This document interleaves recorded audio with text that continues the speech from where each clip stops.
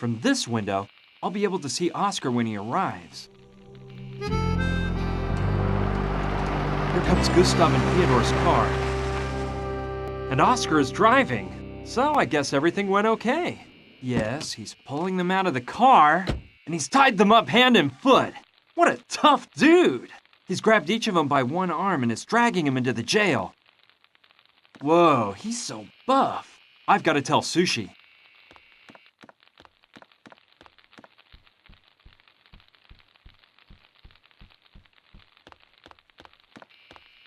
Sushi, good news! Really? What is it? Those cursed assassins are now locked away in the town jail. But how did you manage that? It was Oscar. I made him the town sheriff and gave him his first mission, to capture those two killers. No way. You're unbelievable, Bryan. That big guy Oscar is unbelievable. By the way, I gave him your rifle so he could carry out his mission. You don't mind, do you? No, that's okay. Plus, I won't be needing it anymore. Law and order have been brought back to town. But seriously, this is all good, but it doesn't solve the real problem. Besides, we're not exactly the murdering types. And even if we were, all we'd achieve by eliminating Gustav and Theodore is for the Sandrettis to send more killers after us. Yep, you're right. We've got to think of something to free us of the Sandrettis for good. You said it. You know what?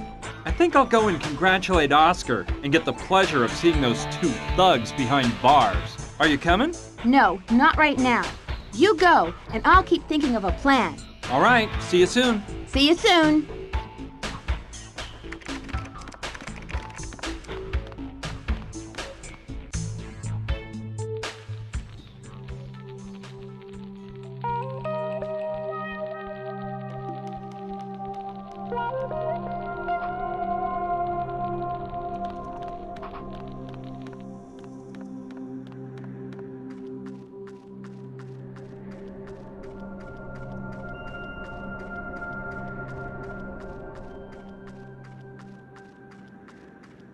Oscar, good work! You managed to catch those two bad guys.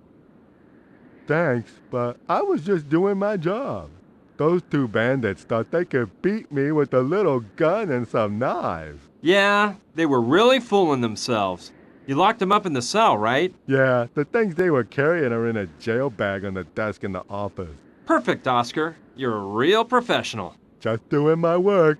By the way, Bryan, from now on, would you mind calling me Sheriff? Of course not. It would be a pleasure, Sheriff.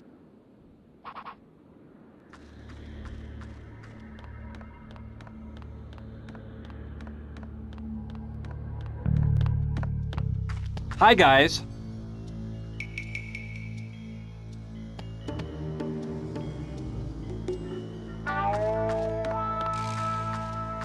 You're the moron behind all this? Not as much of a moron as you, it seems. This time you've met your match, one would say. Wouldn't you, boys? You mean that orangutan?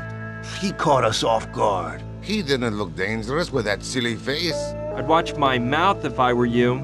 If Oscar hears you, I accept no responsibility for his actions. You're some smart-aleck kid, but you're out of your league.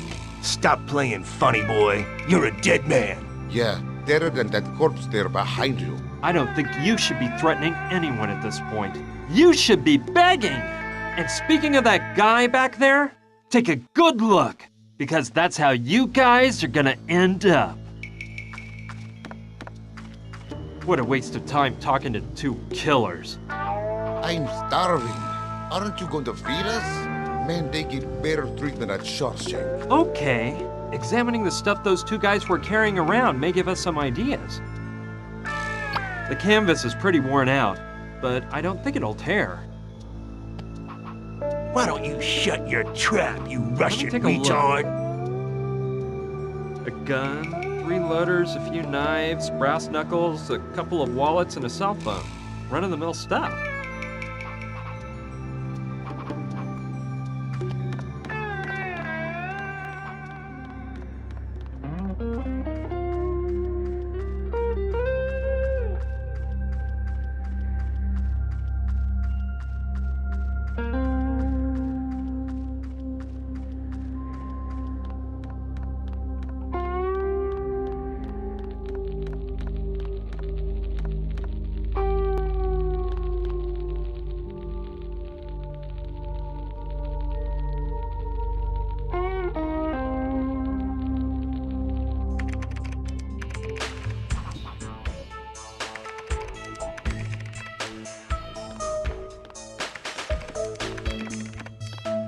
Sushi!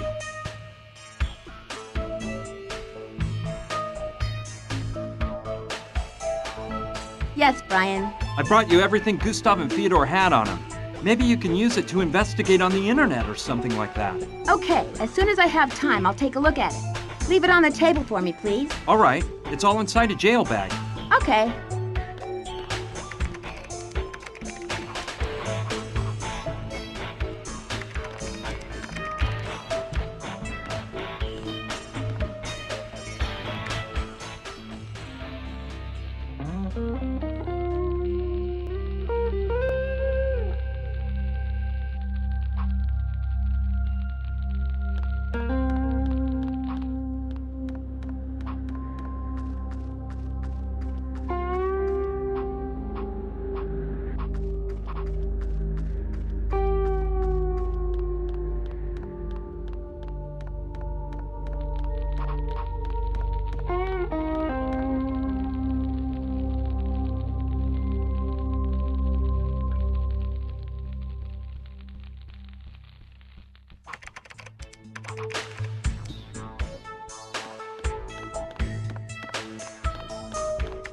Sushi, sorry for disturbing you.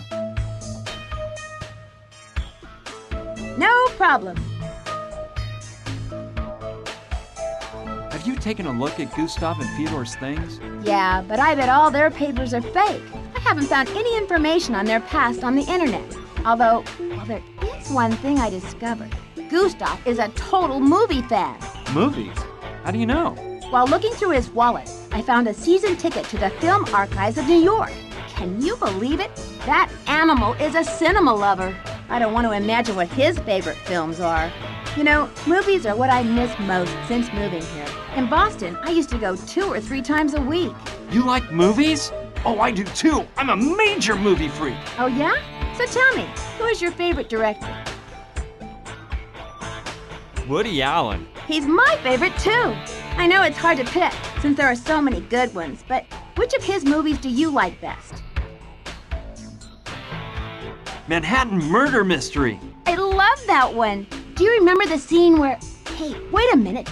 I think I've got an idea to solve all this. Just let me think for a minute here, but it should work. Wait, let me organize everything and then I'll explain. But can't you tell me about your bright idea? No, I'd rather make sure that we have everything we need first. Come back in an hour, okay? Seems like it's been an hour to me.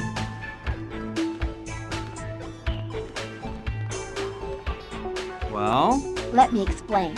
Remember how in Manhattan Murder Mystery they record the husband's voice in order to pretend that he makes a phone call later on? Yeah, sure I remember. My idea is to do something similar. We'll call the Sandrettis pretending to be one of the thugs. There's a cellular phone in Gustav and Fyodor's things.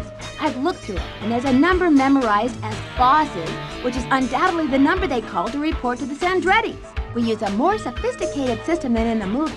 A voice emulation program I downloaded once from a website called The Wade Secret and Fully Invincible. What would we achieve by calling the Sandrettis and pretending to be the thugs? We'll make them suspect that Gustav and Fyodor are intending to keep the cash for themselves. Yeah, that sounds like a good plan. How do we do it? You have to record the thugs' voices so I can enter samples into the program.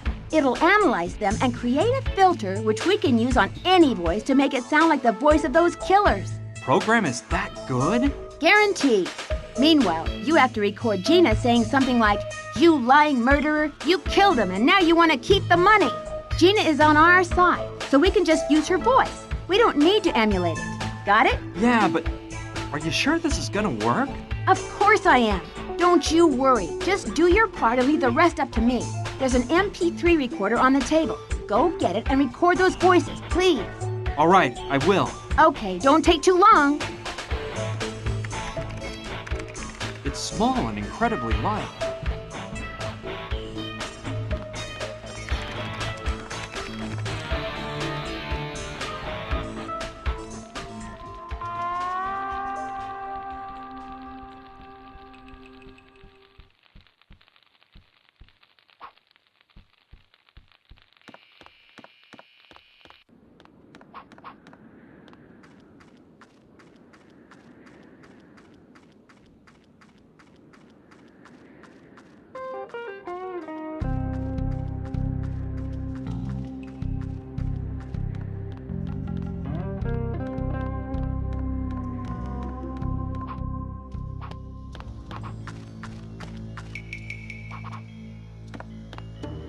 Okay, let's do it.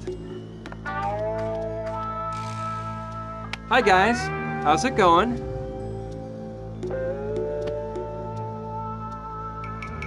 What kind of game do you think you're playing, kid? Let us go now, and you might get out of this alive. I'm starving. Aren't you going to feed us? Man, they get better treatment at Shawshank. By this time, the Sandrettis must be asking themselves why we haven't called in for 2 hours. It won't take them long to send someone out looking for us. Get ready, you worm! Hey, I think I'm ready to re-enter society. Why don't you let me out so I can integrate and start a new life? The first thing I plan to do is go massacre your whole family.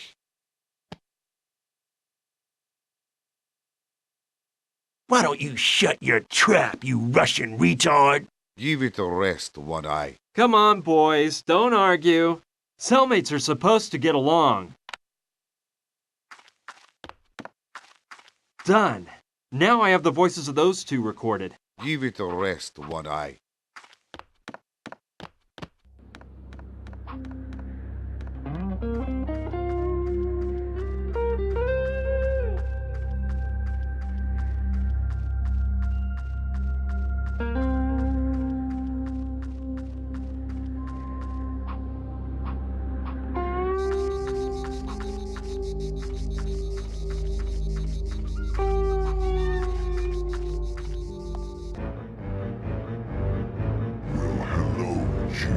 Johnny! You tricked me, you hussy! Now you're gonna die!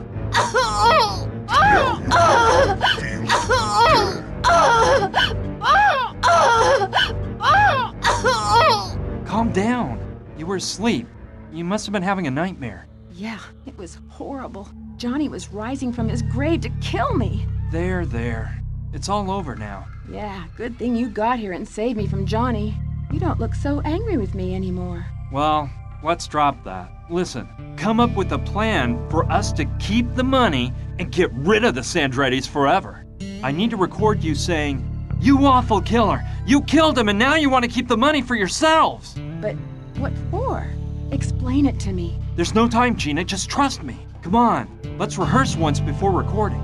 Let me remind you of the sentence. "You awful killer! You killed him and now you want to keep the money for yourselves!" You awful lying killer. You killed him and now you want to keep the money for yourselves. That was pretty bad, Gina.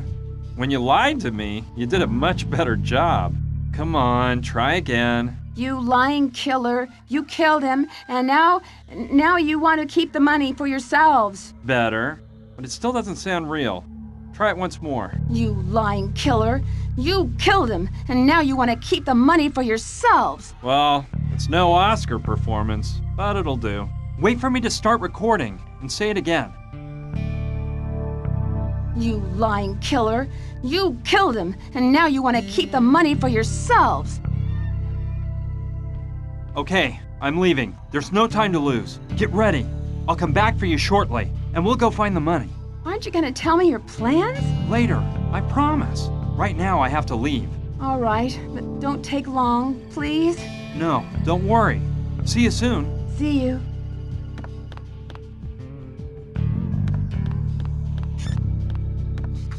Now it's all recorded. I should take the recorder to Sushi ASAP so she can implement the plan.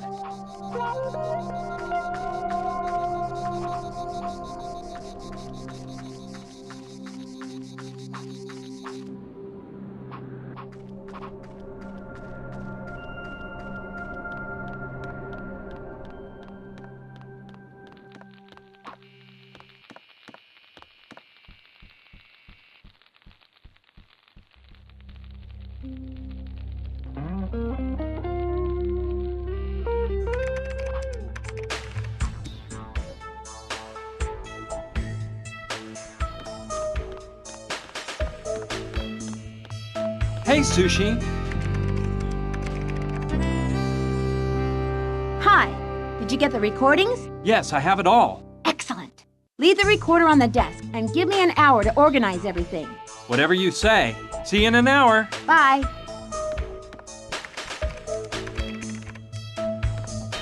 Seems like it's been an hour to me.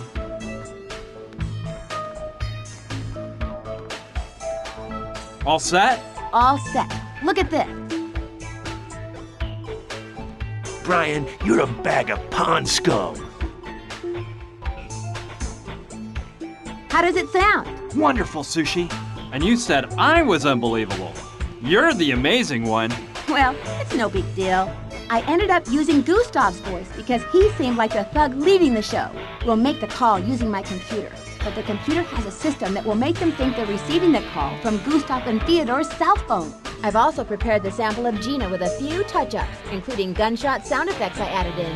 Let's go. I hope everything turns out okay. I'm sure it will, Sushi. I trust you.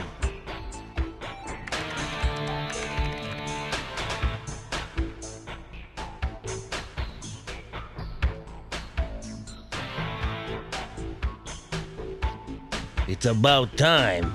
What the heck is up? We nabbed him. Well, have you gotten the information out of him? It's what we suspected, boss. Johnny told that floozy where the money was hidden before we did away with him. I knew it. So, what about the cash? Do you have it back? Bad news, Chief. The money's history. What? What do you mean it's history? Let me explain, boss. When we got here and found that bimbo and her little friend, we decided to follow them without them seeing us. You know, to see if they lead us to the cash. And? And it worked, boss. We followed them to an old abandoned mine. And apparently that's where Johnny hid the booty after the heist. We caught him by surprise exiting the mine with 2 huge trunks. But this stupid mule Theodore jumped the gun, as usual, and shot too soon. You useless, incompetent donkeys! Theodore missed and they ran back into the mine. We chased after him and trapped him at the end of the mine shaft full of boxes. Boxes of dynamite, that is. I screamed at Theodore, "Don't shoot!" But that dimwit of a Russian had already fired a gunload of bullets. The whole place turned into an inferno in 1 second. We ran out and escaped from the mine by an inch. Stupid morons. The whole mine blew to bits with the floozy and that idiot inside. And the money, unfortunately. I'm sorry, boss. The way we left that place, there was no way to get the money out, and... You lying killer. You killed him, and now you want to keep the money for yourself. What was that? Gustav, you filthy rat! That was the girl who was screaming! Gustav! Gustav! You won't steal a cent from me! Perfect. The seed has been sown. Cool. Oh, and thanks for calling me an idiot. I'm sorry, but it has to be credible. It doesn't matter. This came off great. It sure did. Excuse my lack of modesty, but I did a wonderful job here. And you don't even know about the icing on the cake yet. What icing? Listen, and try not to fall to the floor and kiss my feet.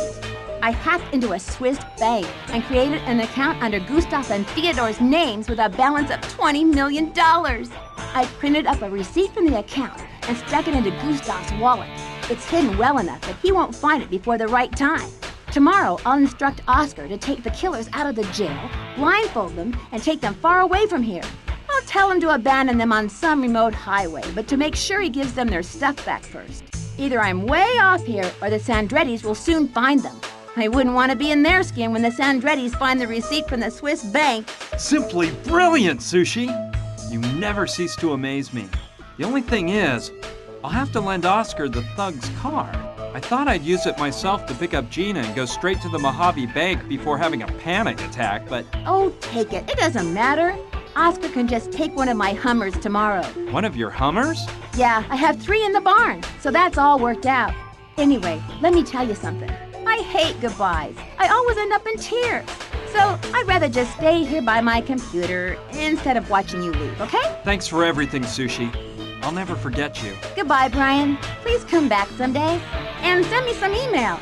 My address is sushidouglas@hotmail.com. Of course I'll write to you, Sushi. So long. Farewell.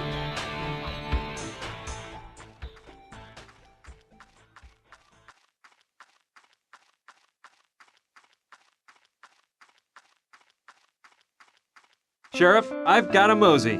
I've got an urgent mission elsewhere. I'm taking the prisoner's car, all right?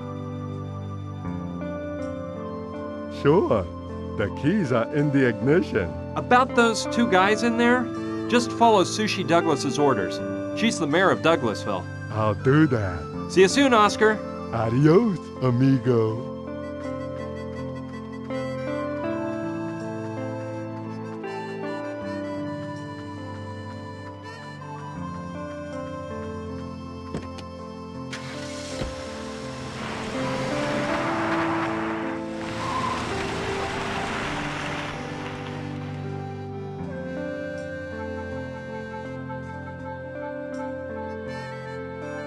Goodbye, Brian. We'll miss you. He was gay, wasn't he, man? What? It's amazing how Sushi helped me put all the pieces together, isn't it? She's an amazing girl. I picked up Gina at Mama Dorita's house. Her leg had almost totally healed, so we headed for the Mojave Bank. We got there at dusk. That wouldn't be a problem. Sushi made sure it was the kind of bank where customers can do transactions at any time of day. We were pretty scared, but it turned out getting the money was simpler than we expected.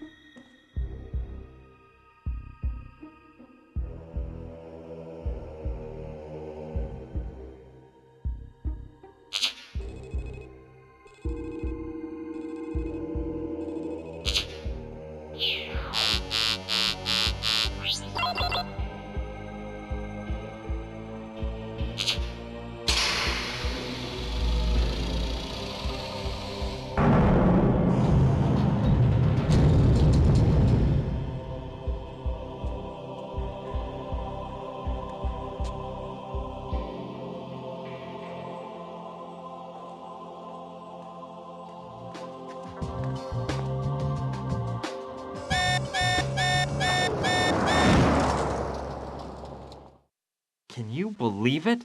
There I was, driving a car stolen from a bunch of murderers with a beautiful woman at my side and 20 million bucks in the trunk. Las Vegas was close by, so we headed that way. We ditched the car and checked into a luxury hotel. Throwing caution to the wind, Gina insisted we get the best room in the hotel, the honeymoon suite, obviously for newlyweds. So, we signed in under bogus names, pretending we just got hitched. Let me tell you guys, that sure made up for the bad days I've had. Gina and I, well, let's just say we had time to get more up close and personal. One morning when we went down to breakfast, we read in the newspaper that 2 guys' bodies had shown up riddled with bullets in a New York alley. Their description left no room for doubt. It was definitely Gustav and Fyodor. They didn't give any further information in the paper, but I can imagine what went down. Stop lying, you leeches. Where's the money? I swear we don't have it, Don Roberto. That tramp's little friend is smarter than we thought. He framed us. So what about that telephone call? I never made that call, Don Roberto. You filthy mutt.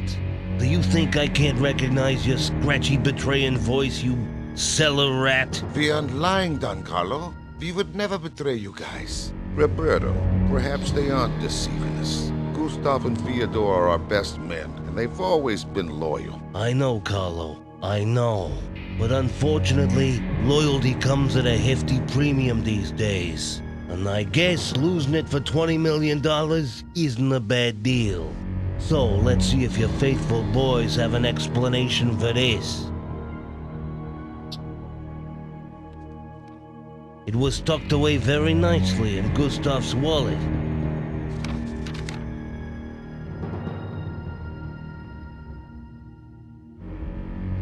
Hey, you scumbags! Hey, nobody laughs at Carlos Andretti to his face. No, Don Carlo, don't do it. Hey!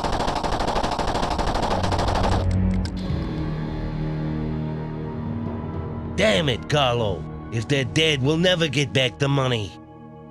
I don't care. We got more than enough dough. The most important thing is that nobody else will be enjoying our money.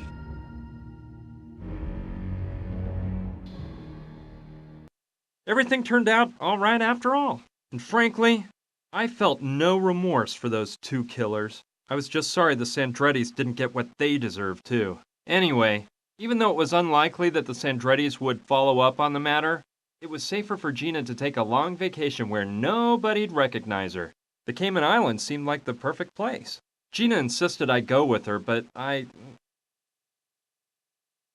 look, I just couldn't. I'd worked so hard to earn my chance to study at Berkeley. I couldn't just throw it all away.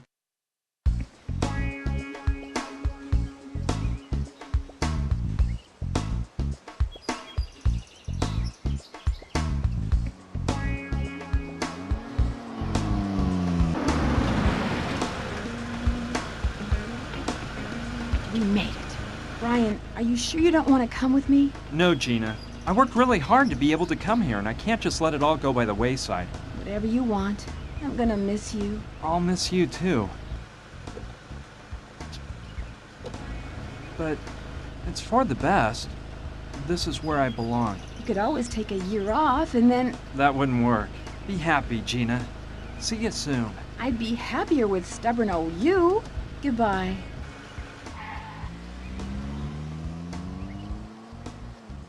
Why do I feel like a total idiot?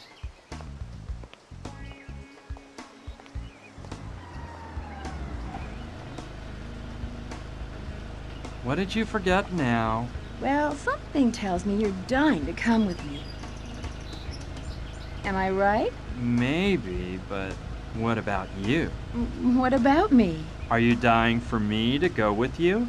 Of course. You know that's silly. Well, now that I think about it, Berkeley's been here for over 100 years, so I guess it can wait 1 year more.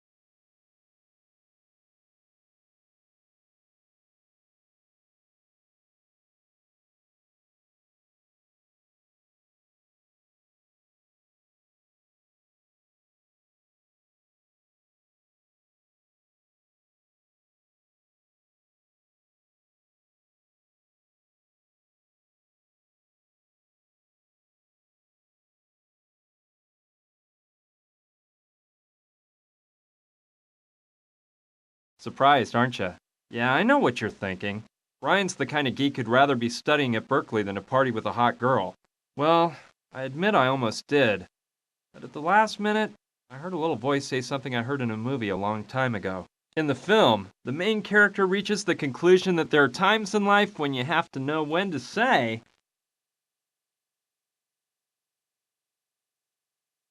what the heck?